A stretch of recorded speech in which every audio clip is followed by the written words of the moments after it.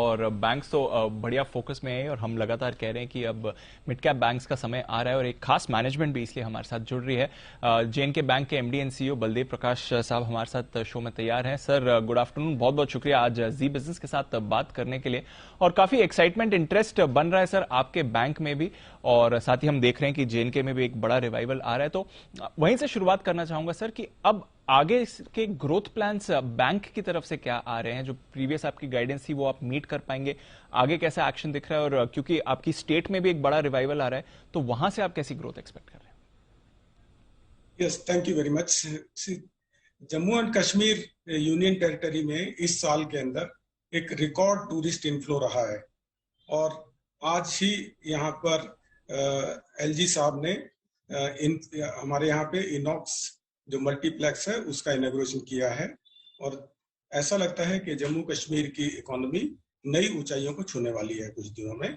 और इसका सबसे ज्यादा जो बेनिफिट होगा वो जे&के बैंक को होगा, क्योंकि जम्मू कश्मीर और लद्दाख में जम्मू कश्मीर बैंक एक बहुत अहम बैंक है।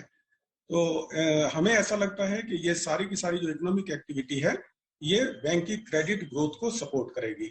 और इसके लिए हमारी होम टेरिटरी के अंदर हम लोग हमने जो स्टेप्स लिए हैं, जिसमें इंक्लूडिंग हमारा जो एलसीयूज का स्ट्रक्चर है, जिसमें जितने भी हमारे हाई वैल्यू कस्टमर्स हैं पहले वो हर ब्रांच के अंदर स्कैटर्ड थे और क्रेडिट रिस्क स्प्रेड आउट था, लेकिन अभी सारे एलसीयू कस्टमर्स जो 5 करोड़ से ऊपर जिनका एक्सपोजर है वो एक रिलेशनशिप मैनेजर टीम के द्वारा सर्व किए जाएंगे। एक रिलेशनशिप मैनेजर टीम, वो एक सीनियर हमारा जो एग्जीक्यूटिव है वो हेड करेंगे और 2-3 जूनियर लोग होंगे क्रेडिट सपोर्ट ऑफिसर्स, तो वो लोग उसको सपोर्ट करेंगे। तो हमें ऐसा लगता है कि आने वाले टाइम में जम्मू कश्मीर इकोनॉमी और जम्मू कश्मीर बैंक के लिए अच्छा टाइम है। बिल्कुल, बैंक के लिए और ऑफ कोर्स दोनों यूनियन टेरिटरीज के लिए अच्छा समय होने वाला है। सर अगर ग्रोथ आनी है और ऑफ कोर्स लेंडिंग ग्रोथ आनी है तो फिर आपको भी ग्रोथ कैपिटल की जरूरत पड़ेगी। कैसे फंड करेंगे? इस समय कॉस्ट ऑफ फंडिंग क्या है? आगे आप फंडिंग को लेकर आपके क्या खुद के प्लान्स हैं? देखिए, हमारा अभी लगभग 13% से ऊपर हमारा CRAR है और इस साल में ही हमारे बोर्ड ने 1500 करोड़ टायर 2 में और 500 करोड़ टायर 1 में ऑलरेडी अप्रूव किया है कैपिटल रेजिंग। उसके लिए हम 3rd क्वार्टर में टायर 2 के लिए जाने के लिए लक्ष्य रखे हैं और टायर 4 के लिए हमारा क्वार्टर 4 में जाने का इरादा है। तो इस साल के लिए हमें लगता है कि ये सफिशिएंट होगा और अगले साल के लिए भी जैसे रिक्वायरमेंट होगी हम बोर्ड के पास जाएंगे और जो भी रिक्वायरमेंट रहेगी कैपिटल की डेफिनेटली हम कॉन्फिडेंट हैं कि वो मिलेगी।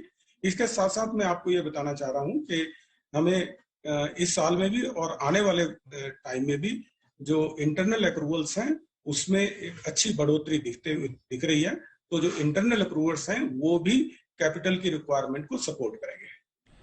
फिलहाल बैंक की एसेट क्वालिटी किस तरह की है सर? और जो बैड बैंक में आप भी कुछ स्ट्रेस्ड एसेट सेल की बात कर रहे हैं या फिर आप इंटरनली मैनेज कर रहे हैं? एसेट्स क्वालिटी यस, पिछले कुछ समय से, क्योंकि लगभग 3-4 साल काफी डिस्ट्रप्टिव रहे हैं स्टेट के अंदर यूनियन टेरिटरी में, तो उससे हर सेक्टर को इम्पैक्ट आया है तो बैंक को भी इम्पैक्ट आया है। तो एक टाइम ऐसा था जब हमारी ग्रॉस एनपीए रेशियो 11% तक पहुंच गई थी, उसको अभी हम कंट्रोल करके 9% के आसपास लेके आए हैं। लेकिन जितने हमने स्टेप्स लिए हैं जिसमें हमारा इन हाउस SMA ट्रैकर भी एक इम्पोर्टेंट स्टेप है, जिसके कारण हम लोग SMA के ऊपर फोकस करके अपने SMA को कंट्रोल कर पा रहे हैं, जिसके कारण अभी इस क्वार्टर में, पहले क्वार्टर में हमने 40% SMA रिड्यूस किए हैं और ये हमारी एक्टिविटी जारी रहेगी। तो मुझे ऐसा लगता है कि SMA को हम लोग इंडस्ट्री लेवल के, इंडस्ट्री एवरेज के आसपास रखेंगे और NPA में हमारा जो कॉन्टिन्यूस फोकस है, जिसमें सॉफ्ट रिकवरी मेजर्स भी हैं, OTS स्कीम्स भी हैं और हार्ड रिकवरी मेजर्स भी हैं, उसके अंदर हम लोग फोकस करके हमें लगता है कि इंटरनल जो जितने भी हमारे स्टेप्स हैं वो लेकर 2000 से 2500 करोड़ के आसपास हम लोग रिकवर करेंगे।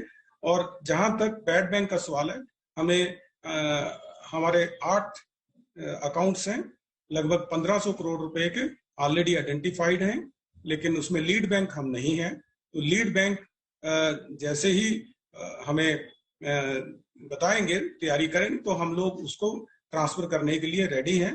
तो मुझे लगता है कि 31 अक्टूबर तक हम लोग ये 8 अकाउंट बैड बैंक को माइग्रेट कर पाएंगे। चलिए, तो बहुत बढ़िया, रिकवरी भी होगी और बैड बैंक को सेल भी होगी, तो वहां से भी अच्छी रिकवरी होगी। अच्छा सर, आखिरी सवाल, लॉन्ग टर्म इन्वेस्टर्स जानना चाहेंगे कि क्या वापस डिविडेंड्स शुरू करेगा बैंक, क्या प्लान है इसको लेकर सर?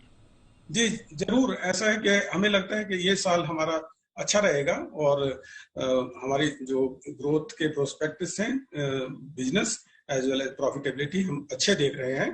तो हम काफी कॉन्फिडेंट है कि हम इस साल से डिविडेंड देंगे, बट इसका जो फाइनल डिसीजन है वो बैंक का बोर्ड डिसाइड करेगा और हम बोर्ड को रिकमेंड करेंगे और जैसा भी डिसीजन होगा वो बताया जाएगा।